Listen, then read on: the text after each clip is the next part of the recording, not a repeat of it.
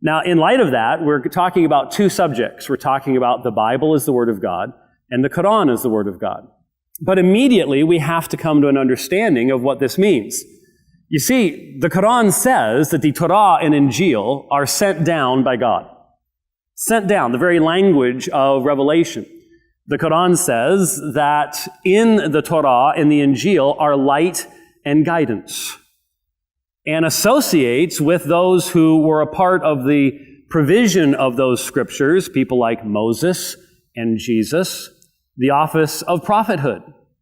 And one of the key texts that, especially during our time of communication with one another, when we get to talk back and forth, that I want to focus upon, is in Surah Al-Ma'idah, Surah 5. Now, once we get talking with one another, I'm going to use my iPad to project some of these texts on the screen for you so you can follow them. And the Imam's better organized than I am this weekend, and he'll have a presentation for you to look at.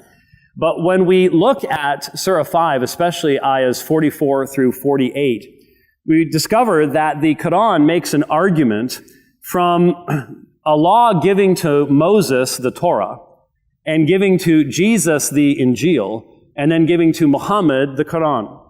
And there is a chain very clearly presented in that particular text.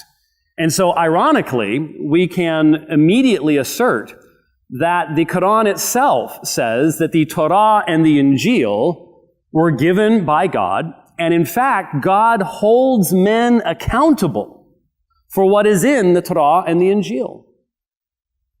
There in Surah 5, we're told, we are called the Al-Injil, the people of the gospel. We're addressed twice by that. Sometimes we're called the Al-Kitab, the people of the book, but the people of the gospel, we are addressed there in Surah 5, and we are told to judge by what is contained therein, and the only antecedent to the word therein is the gospel. So in the days of Muhammad, sometime before the end of 632 AD in our calendar, there was a time when there could be a revelation come forth that says to the Christian people, you are to judge by what is contained in the Injil. What does that mean? That means that they possessed the Injil.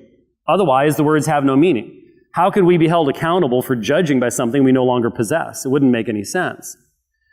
Well, if we had the Injil in 632 AD or sometime thereabouts, so that those words can have meaning, the question is, do we continue to have those words to this day?